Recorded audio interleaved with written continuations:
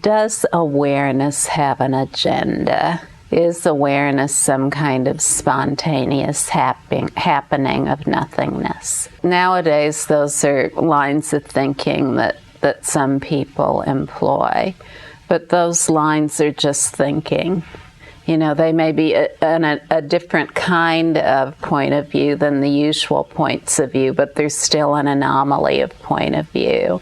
They're what might be called nihilism, that everything comes from nothing and that it leads to nothing, that it's just spontaneously appearing like a mushroom sprouting in cow dung, and that it all comes from nothing and it leads to nothing.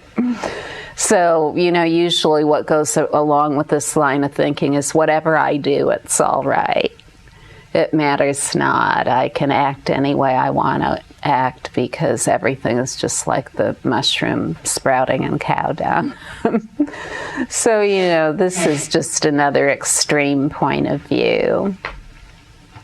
It's really all that it is. And when we look to this matter of the fundamental nature of reality and really discovering the fundamental nature of our own being, which can easily be described as awareness, as it's the root of everything. So we wouldn't even know there is a fundamental nature of being without awareness. It's the substance, the sole source of everything without being a substance at all. It pervades everything, just like light pervades the moon, or light-filled space is filled with light. You know, they're completely inseparable. So we have so many examples throughout history of people who have really abided as the sublime nature of being. And wherever there have been people who have abided as the sublime nature of being, there are incredible powers present, powers that are completely beyond causation. And so when these powers come about, it's due to wisdom awareness. They don't come from anywhere else. They're not conjured up within a human being. You know, if they were, then they could be genetically passed along. So they're naturally present in awareness, these powers. And a simple way to describe them is wisdom, body, speech, mind, qualities, and activities. So usually when we're living our life based on all our points of view, then all we see are these points of view, and they're all related to us, these points of view. So we see ourselves as being someone who has a personal identity, that we're the manager and controller of our life, and that it's up to us to take care of this person and to defend, guard, and protect it against any kind of intrusion from anyone else or anything else. And then our speech and our mind and the qualities and activities of our life are all focused on this ordinary way of thinking about ourselves, this limited way of thinking about ourselves that is very exhausting, because we're always trying to defend, protect, and guard either that, or we're exhaustingly trying to change the nature of what appears in our mind. So our positive and negative thoughts and emotions, we're trying to get more positive ones and get rid of the negative ones. And so this is a very, very limited way of looking at ourselves. Our emotional life then is reactive. It's reactive to our thoughts and emotions that are appearing within us, and it's reactive to other people's thoughts and emotions. So, you know, this is a very rigorous life. It's kind of like being in the Army boot camp your entire life. So this isn't a pleasant way to spend life, in other words. But also within us is the wisdom identity that's already naturally present. And this wisdom identity, its body, speech, mind, qualities, and activities are naturally expansive and always inclusive of everyone and everything.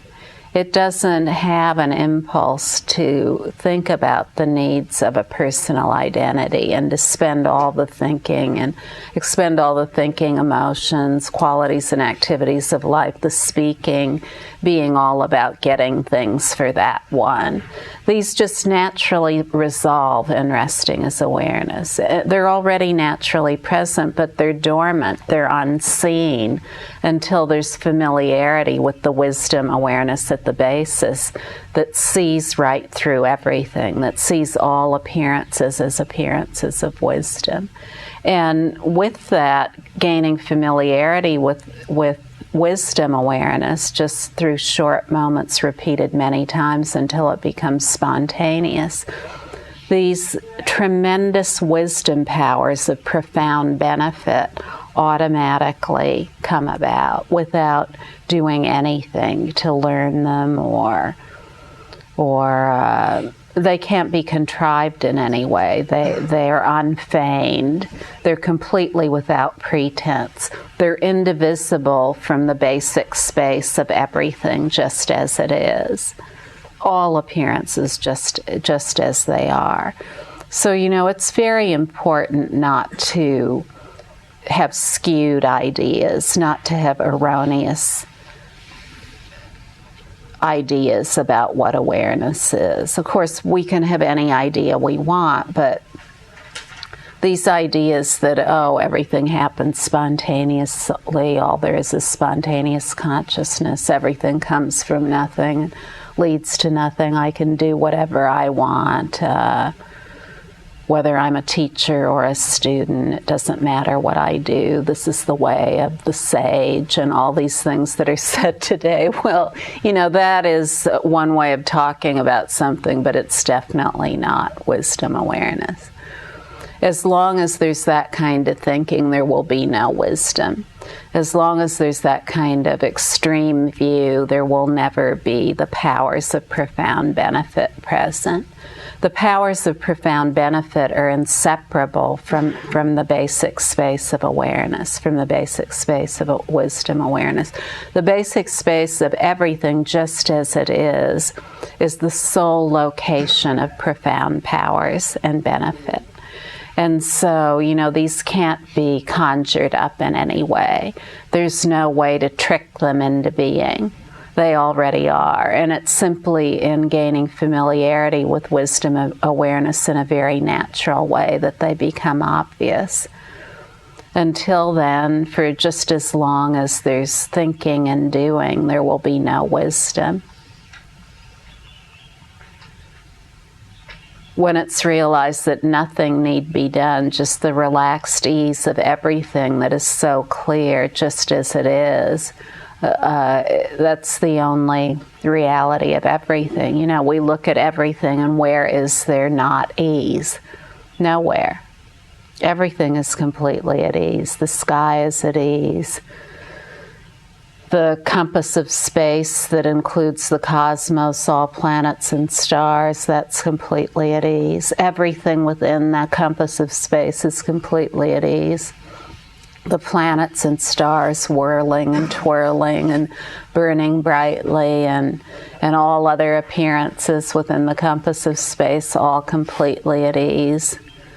Each movement of the body's completely at ease, in that it's never been independent from complete ease.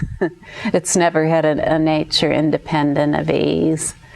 And so this is the correct understanding.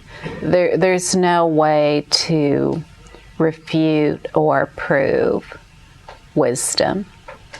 It simply is.